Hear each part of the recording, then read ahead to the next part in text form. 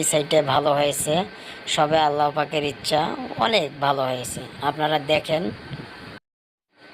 দর্শক, গতকালকের চেয়ে তুলনামূলকভাবে আমাদের এই সাইডে মরিচ অনেক ভালো হয়েছে, সেটা আপনারা দেখতে পাচ্ছেন। দর্শক, আমাদের এই ভাই সবার হইতে বেশি মরিচ তোলে, আগামীকালকে 42 কেজি মরিচ তুলছে। আজকে দেখা যাবে সে কতগুলা মরিচ তুলতে পারে। দর্শক, আমাদের মরিচ তুলতে তুলতে প্রায় 12টা বেজে গেছে, এখন আমরা মরিচ তোলা বন্ধ করে দেব।